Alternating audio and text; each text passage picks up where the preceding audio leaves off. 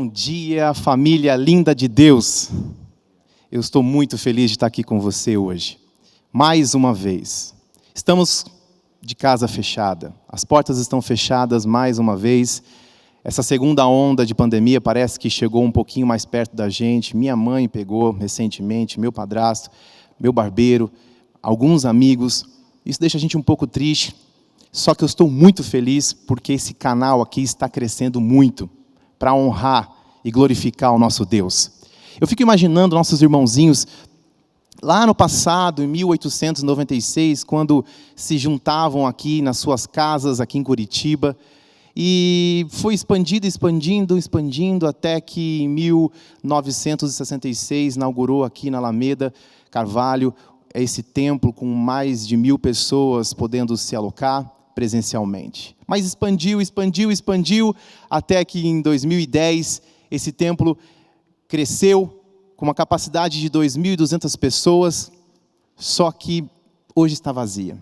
Só que interessante de tudo isso, mais interessante de tudo isso, nossos irmãozinhos lá atrás, e muito menos a gente, poderíamos imaginar que uma casa vazia, de portas fechadas, pudesse alcançar tanta gente. 4.000 pessoas simultaneamente aos sábados, 40.000 visualizações dos cultos de sábado, 10.000 visualizações, 15.000 nos cultos de domingo e de quarta-feira. Para quê? Para ver o Júnior Favarão, o Matheus Riso, o André Flores? Claro que não. Claro que não. Nós somos apenas agentes do tempo. Que o nosso nome morra com o nosso corpo e o de Cristo permaneça em tudo. A gente está aqui para poder proclamar o Evangelho, para dar continuidade ao trabalho que os nossos irmãozinhos começaram lá atrás. Estamos aqui hoje para poder falar através do céu com você e através do Espírito Santo. E o legal de tudo isso, eu sou apaixonado por essa igreja, eu sou apaixonado por esse evangelho. Porque são mais de 20 milhões de pessoas ao redor do mundo. São mais de 100.000 igrejas que hoje se reúnem para poder estudar a Bíblia. E nós temos um sistema, um método de estudar a Bíblia muito legal, que chama Lição da Escola Sabatina. A gente, ao redor do mundo, estudamos o mesmo tema de um pedaço específico da Bíblia. Então, se você hoje quiser ir em algum lugar da igreja da Alemanha, estaremos estudando o mesmo tema. Isso é muito legal. E a gente, no sábado, recapitula aquilo que estudamos durante a semana. E é um prazer estar aqui hoje com Jodi Clay, Everton e Mônica. Que Deus abençoe vocês. Amém. Bom sábado. Bom sábado, Júnior, Jodi Clay, Everton. É um prazer ter vocês aqui para compartilhar essa lição. É um prazer ter você aí, na sua casa, estudando a lição da Escola Sabatina com a gente. Nós já estamos no 9º tema da nossa lição, que fala sobre educação e redenção. E vamos estudar sobre a igreja e a educação.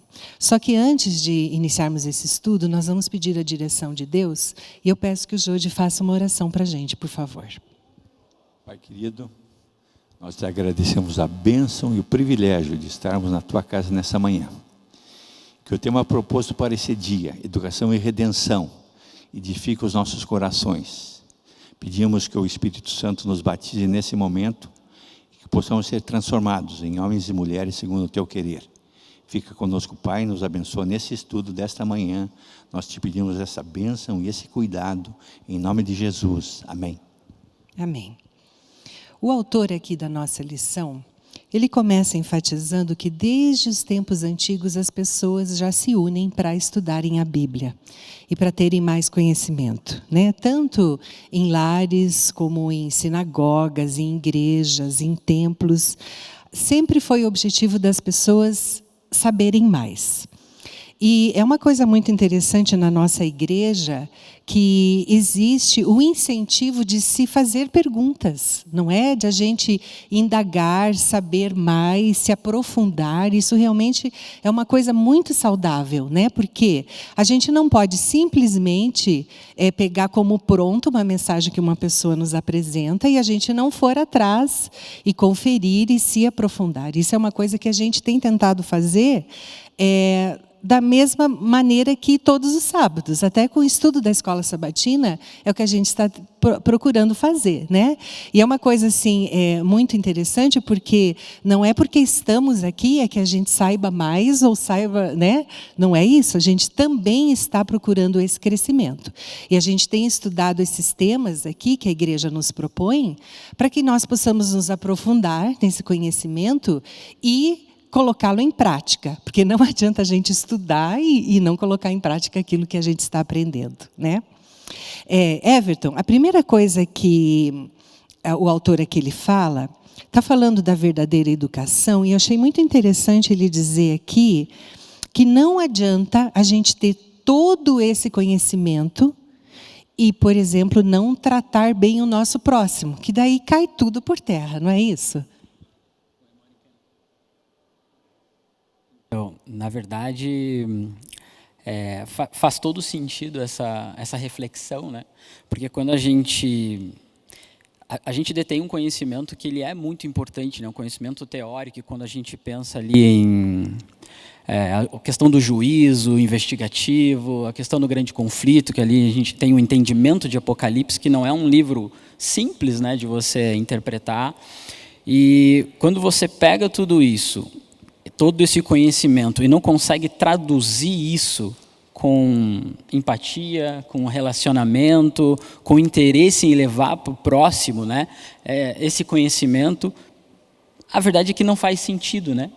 Parece que a gente fica assim em determinados momentos, numa situação de absorver o conhecimento, mas se eu não consigo passar isso para as pessoas, na verdade, o meu propósito aqui, enquanto corpo de Cristo, né, enquanto igreja, e essa é uma reflexão também interessante de a gente fazer, porque a igreja são pessoas, então, quando a gente fala de igreja, a gente está falando de pessoas. Então, se eu não consigo ter essa empatia, essa compaixão, de nada adianta, né? Que coisa interessante que você resgatou aí, Everton. É muito bom a gente saber. Nós já estudamos, a Mônica é professora, eu também sou, e nós tivemos professores também, né, Júnior? Tem uns que sabiam pouco e passavam tanto, e outros que sabiam tanto e passavam tão pouco. A igreja não é diferente. E a igreja, que coisa genial que é a igreja, né? Nós temos o rol do berço, depois os primários, juvenis, jovens, adultos, uma graduação. Na escola é a mesma coisa, escola primária, eu sou da época da escola primária, hoje Fundamental 1, depois Fundamental 2, daí segundo grau, terceiro grau, pós, hoje já tem pós-doutorado.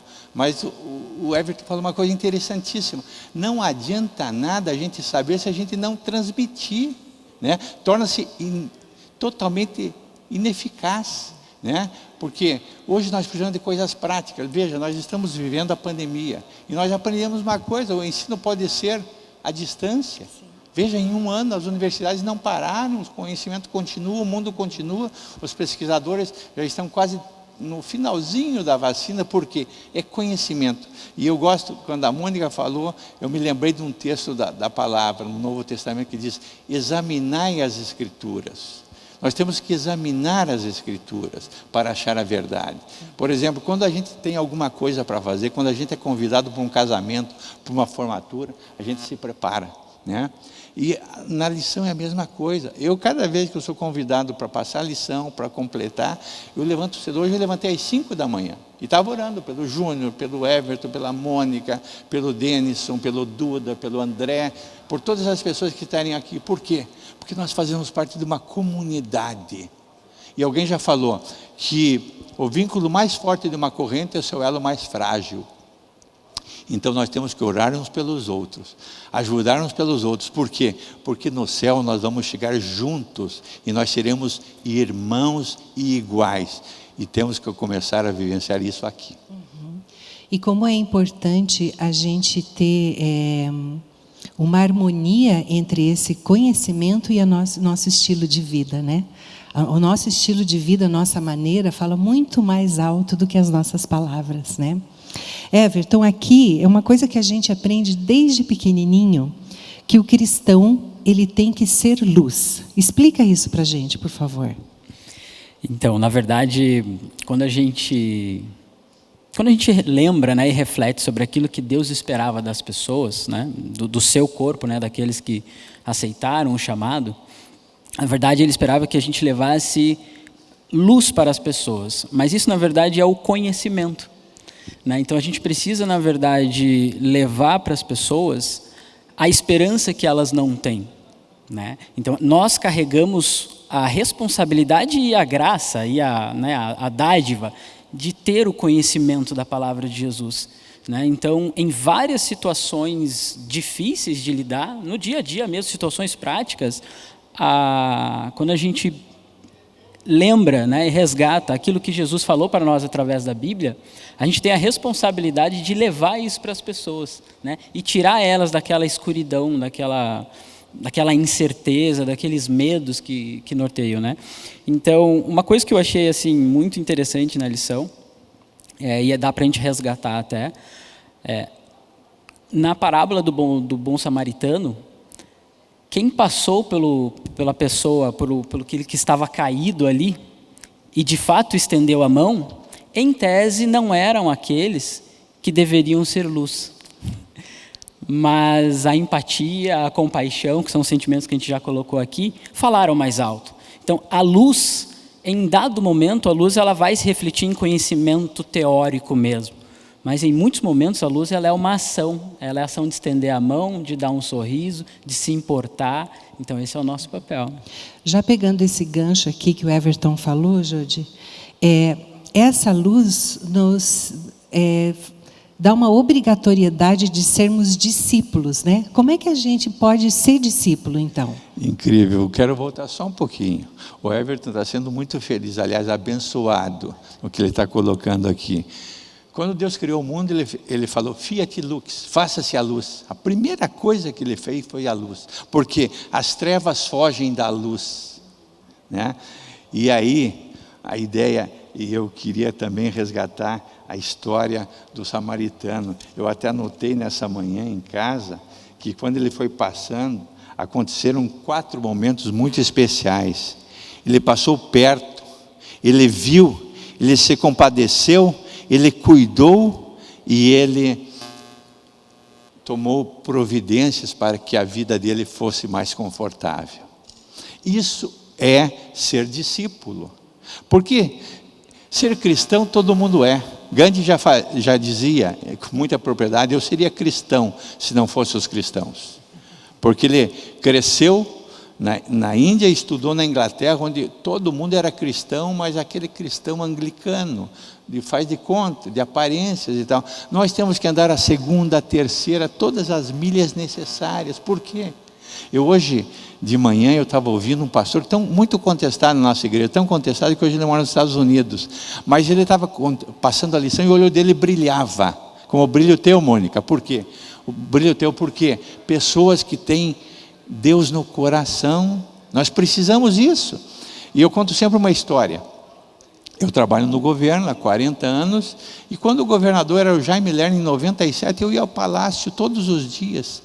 E um irmão recém-convertido falou, olha irmão, qual a mensagem do senhor para hoje? E eu dizia um salmo curtinho e tal. Depois de 8 anos, o governador foi 8 anos, ele falou, sabe o que eu vejo em você? Eu digo, o que você vê em mim? Eu vejo Jesus. Incrível, não é todo dia que as pessoas veem Jesus na gente, porque nós temos problemas, nós temos fome, dificuldades, desafios, contrariedades. Nós temos um presidente que às vezes fala, às vezes não fala, né? Nós temos pastores que às vezes falam, às vezes não falam, e a gente tende a ficar, eu falava com a Mônica da educação dos nossos filhos, né? Onde foi que nós erramos? Nós não erramos em nada, mas hoje o mundo é diferente, o mundo é cruel, então nós temos que construir discípulos, né? Jesus não escreveu nada, mas os seus discípulos escreveram. Né? Platão não escreveu nada, mas os seus discípulos escreveram, né? Maomé não escreveu nada, mas os seus discípulos escreveram. A Madre Teresa de Calcutá não escreveu nada, mas os seus discípulos escreveram. A doutora Zilda Arnes, extraordinária, não escreveu muita coisa, mas os seus discípulos escreveram. Então, pessoas que são referências na nossa vida, pastores, professores, o que eles fizeram? Discípulos. E nós temos que ser discípulos. E Mônica e Jorge, eu queria só acrescentar, Porque a lição fala ali que Jesus desafiava os discípulos diariamente, né, para que eles tivessem a visão nesse mundo de olhar para as pessoas, para todas as pessoas, como seus verdadeiros irmãos e irmãs. Essa frase, eu peguei ela e fiquei refletindo o quão tolerante eu sou com as pessoas que eu já amo, né? Quão paciente, o quão amoroso, o quão, enfim, longânime, todos os adjetivos, né? Com as pessoas que eu já gosto. E a verdade é que é fácil a gente amar quem a gente já ama. E esse era um desafio que os discípulos tinham que aprender com Jesus. Desafio. E isso, na realidade, né, Everton, acho que é o nosso maior desafio até hoje, né? Porque a gente, por mais que a gente tente, a gente tem certos preconceitos, a gente olha algumas pessoas e fala, nossa, esse não tem mais jeito, né? Sim. E realmente, quanto mais perto de Jesus a gente está, e só um parênteses aqui, eu acho que você não poderia ter recebido um elogio melhor, né, Judy, do que dizer que você é parecido com Jesus. Não tem nem um elogio mais gratificante do que esse. Mas, assim, a gente realmente começa a olhar as pessoas com os olhos de amor que Jesus tem. Porque é muito difícil a gente separar as atitudes das pessoas do que elas são. E é o que Jesus faz. Ele abomina o pecado, mas ama o pecador. E é uma coisa divina, realmente, a gente conseguir fazer isso, né? Everton, aqui, o próximo passo nosso aqui está falando sobre a verdade. Por que é importante a gente saber a verdade? Tem uma frase, né, Mônica, que diz assim, que o conhecimento, ele liberta, né? Então, na verdade, se a gente for refletir sobre todas as nossas ações, elas são derivadas de um conhecimento daquele determinado contexto, né? Então, toda a nossa ação, todos os nossos pensamentos, eles vêm de um conhecimento que a gente tem daquela realidade onde a gente está inserido. E nós entendemos que a Bíblia é a verdade, que a Bíblia é a fonte de conhecimento. Então, para todas as questões da vida, aquelas até mais filosóficas, existenciais, né? Por que eu estou aqui? Será que existe um algo maior para mim, um plano? O entendimento do sofrimento, da própria morte. Essas questões, elas acabam vindo para nós e muitas vezes elas ficam sem respostas, né? A Bíblia é o lugar onde os questionamentos devem ser feitos, né? E se de repente eu estou falando aqui com alguém que acha que a Bíblia é difícil de interpretar, difícil de entender, Jesus, quando ele subiu ao céu, ele deixou conosco o Espírito Santo.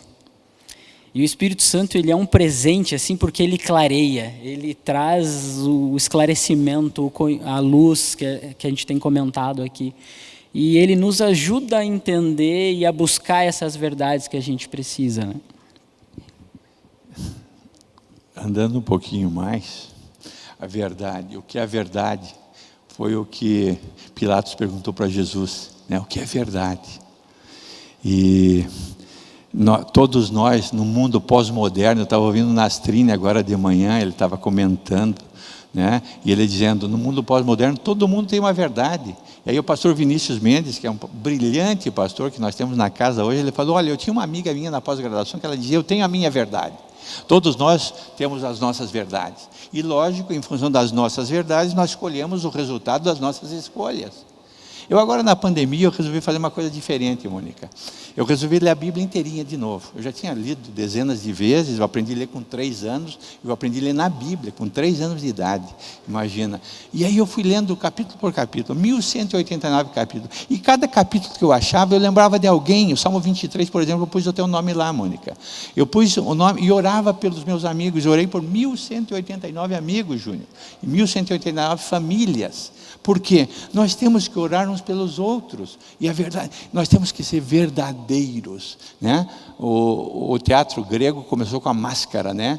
E hoje nós estamos usando as nossas máscaras, né?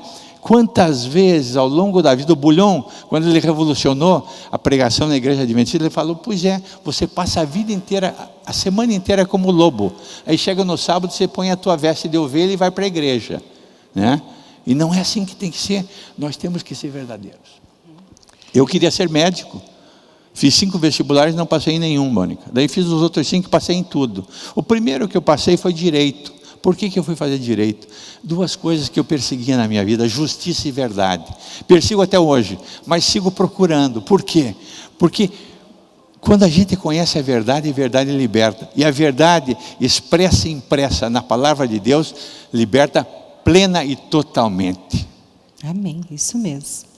A última parte da nossa lição fala sobre compartilhar a nossa vida, e eu propositadamente deixei para ler o nosso verso principal agora, porque para a gente já estabelecer um link com isso aqui. Então, se você quiser acompanhar com a gente, está lá no livro de 1 Tessalonicenses, no capítulo 2, versos 6 a 8, diz o seguinte: também jamais andamos buscando glória de homens, nem de vós, nem de outros. Embora pudéssemos, como enviados de Cristo, exigir de vós a nossa manutenção, todavia nos tornamos carinhosos entre vós. Qual ama que acaricia os próprios filhos? Assim, querendo-vos muito, estávamos prontos a oferecer-vos não somente o Evangelho de Deus, mas igualmente a própria vida. Por isso que vos tornastes muito amados de nós. Que é uma coisa tão incrível hoje em dia, como as pessoas querem buscar a honra e a glória e a fama para si mesmos, né? E isso já estava dizendo ali na Bíblia, né? Então é uma coisa do ser humano, né? Quando uma coisa é feita, a tendência do ser humano é esquecer de que foi realizado porque Deus concedeu essa graça para a pessoa e também concedeu a habilidade para que ela realizasse certas coisas, a inteligência, e isso é uma coisa extremamente importante, né, Everton? Extremamente importante, Mônica, porque na verdade assim, quando a gente entende que tudo na nossa vida, todas as bênçãos, tudo vem de Cristo, né? Então a gente aprende a louvar e a glorificar a Deus em todas as situações. Em todas as situações. É interessante porque nesse momento ali da lição, a lição ela traz um questionamento para nós sobre compartilhar, né? Compartilhar a nossa vida, o papel da igreja nessa responsabilidade de dividir com as pessoas. Então, quando a gente entende que o papel da comunidade, na verdade, é a troca de experiências, então eu entendo que eu preciso, não só aqui entre nós, né, que participamos da mesma comunidade, né, em termos de crença, mas com todas as pessoas ao meu redor, eu entendo que essa troca de experiências, essa troca de vivência mesmo, ela é fundamental, não só para o meu crescimento, mas para o crescimento da palavra, do evangelho, que é aquilo que precisa, né, acontecer. O ser humano não nasceu para viver sozinho, e isso está lá em Gênesis, né? Deus já deixou o recado para nós, ele não nasceu para viver sozinho, e a lição diz ali, onde tiver ali 2 ou 3, né, se reunindo e orando, em meu nome ali eu estarei. Então assim, nós não nascemos para viver sozinho, nós nascemos para viver em comunidade, para trocar experiências, para se ajudar. É muito gostoso quando a gente vem à igreja, e aqui quando eu estou dizendo vir à igreja, eu posso neste momento estar se referindo ao templo, mas pode ser a minha casa, pode ser, né, enfim, a casa de um amigo, pode ser um parque, pode ser qualquer local, mas quando eu me reúno com as pessoas e consigo enxergar que eu ajudei e fui ajudado, não tem ser humano que não saia melhor dessa experiência, desse momento. Muito bom. Quando você fala em igreja, eu lembrei de um texto muito forte e de uma experiência extraordinariamente diferente. Os nossos irmãos na África, eles se reúnem embaixo de árvores. E nem por isso deixa de ser igreja. E tem um texto que eu gosto muito de ler. E um texto que me fala muito para o coração, que diz o seguinte: o que você faz fala tão alto que eu não ouço o que você diz. E aqui no nosso guia, no finalzinho da página 115, tem 4 linhas que eu queria repartir com você que está em casa hoje aqui. É na página 115 do guia. No entanto, Paulo sugeriu nesse texto que a mensagem do Evangelho pode ser mais bem entendida e vivenciada por meio do ato de compartilhar a vida.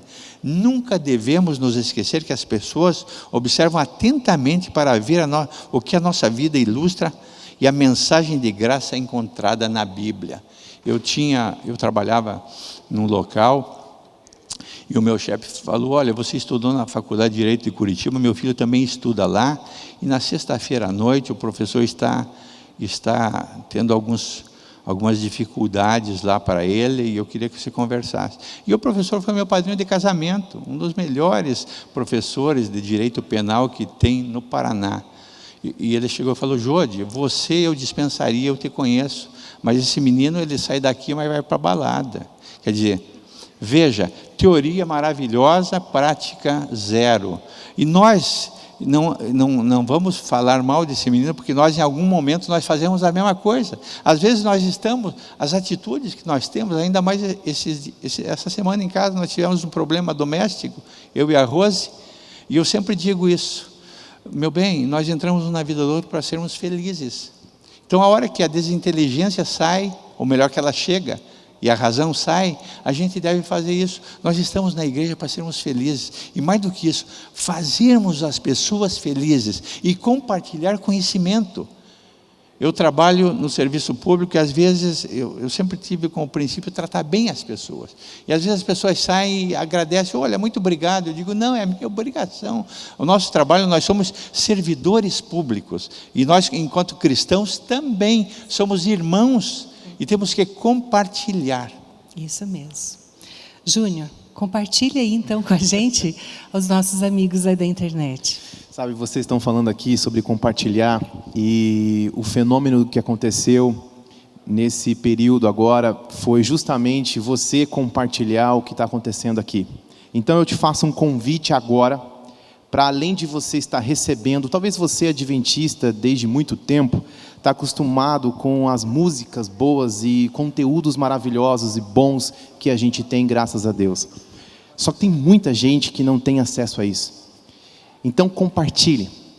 Em segundos essa mensagem pode chegar a alguém que está precisando. Aliás, eu lembrei de uma pessoa agora, Henrique, uma pessoa que gosta muito da Novo Tempo, da nossa igreja, do Rodrigo Silva, e ele sempre me pede para eu compartilhar as coisas. Eu tenho sido falho nisso. Então eu lembrei dele agora, eu vou compartilhar. Eu quero aqui, algumas pessoas estão compartilhando muita coisa aqui, inclusive pessoas de Santa Catarina, São Francisco do Sul. Eu passo as férias lá, lugar lindo, maravilhoso. Nós temos pessoas de Aracaju, temos da Bahia, temos várias pessoas aqui pedindo oração. E eu quero te convidar também a compartilhar o conteúdo e interagir com a gente aqui no chat do YouTube, ok? Vocês estão falando bastante sobre essa questão de compartilhar, acabei de dizer isso, e eu lembrei de Jesus Cristo. Quando ele fazia algum milagre, ele sempre dizia para as pessoas: a sua fé te curou, e agora pega isso, pega esse pacotinho, esse presente, e compartilhe para as pessoas. Jesus, quando foi se retirar com a mochilinha nas costas, antes de subir para o céu, ele podia ter falado muita coisa, mas ele disse: eu vou trazer para vocês o Espírito Santo, e agora vai lá e compartilhe fazendo discípulos.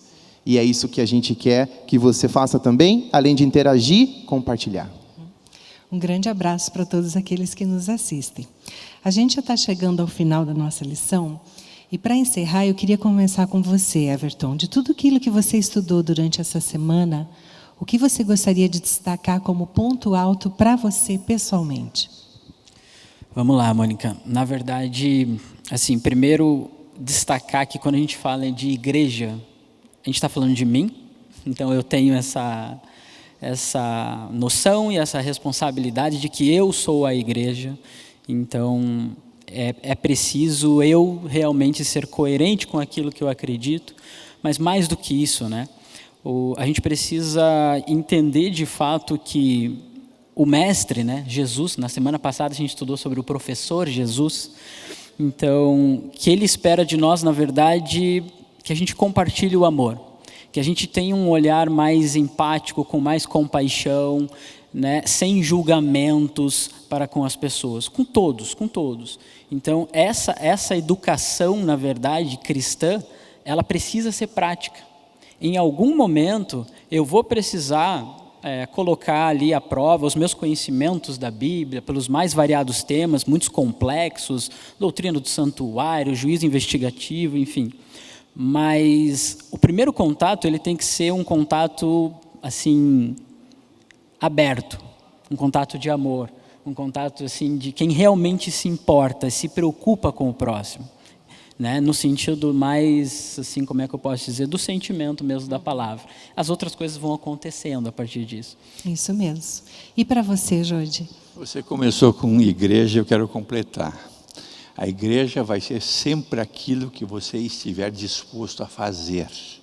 E eu termino com um texto de um livro extraordinário de uma americana chamada Ellen White, que escreveu O Desejado de Todas as Nações. E na página 299 ela escreveu o seguinte: Cristo frustrou essa esperança de grandeza mundana. No Sermão do Monte, procurou desfazer a obra da falsa educação, dando aos ouvintes o conceito correto sobre o significado do seu reino, bem como do seu próprio caráter. No entanto, não atacou diretamente os erros das pessoas. Via as misérias do mundo por causa do mal, mas não lhes apresentou um quadro vivo da sua desgraça. E aí termina: ensinou-lhes algo infinitamente melhor do que haviam conhecido. Sem combater as suas ideias sobre o reino, apresentou-lhe condições para ter acesso a esse reino, deixando-as tirar as suas próprias conclusões quanto à natureza desse reino. E aí termina: as verdades que ensinou não são menos importantes para nós do que para a multidão que o seguia. E não menos do que eles, nós hoje necessitamos aprender os princípios fundamentais desse reino, se quisermos estar lá. Amém, é isso mesmo. Eu queria só complementar que o ponto alto da minha lição foi algo que o autor escreveu sobre Jesus, complementando isso que você acabou de falar, Jodi, que diz assim: perdão, graça e amor andavam de mãos dadas com a solidão, o comprometimento e as dificuldades. Se havia uma lição a ser aprendida, essa era a de que o discipulado não é algo que se leva de maneira leviana. Somos discípulos para toda a vida, não apenas por um dia. Que seja esse o nosso caminhar, né, constante. Um caminhar constante com Jesus, para que as nossas palavras possam ser coerentes com as nossas atitudes. E a gente só vai conseguir isso mediante o Espírito Santo na nossa vida. Então, que possamos ter essa comunhão diária com Deus, para que Ele nos transforme e a cada dia possamos ser mais semelhantes a Ele. Eu agradeço imensamente a participação de vocês nessa lição. Obrigada a você que esteve conosco. Eu convido para que você continue com a gente, né? Tanto no louvor como no culto divino. E nós vamos então encerrar esse momento agradecendo a Deus. E eu peço que o Everton faça uma oração para a gente, por favor. Querido e bondoso Deus, nós te agradecemos imensamente a oportunidade que tivemos agora aqui de conversar em comunidade. Amém. De dividir, de trocar experiências, conhecimento, dúvidas, e que nós tivemos a graça de sair daqui com certeza melhor do que viemos. Que nós possamos carregar essa responsabilidade para a nossa vida e ter um olhar diariamente de mais compaixão, de mais amor para as pessoas. E entender que elas precisam, de fato, receber esse carinho e receber a verdade que a gente carrega como comunidade, como igreja. Fica conosco no restante desta programação, por Jesus. Amém.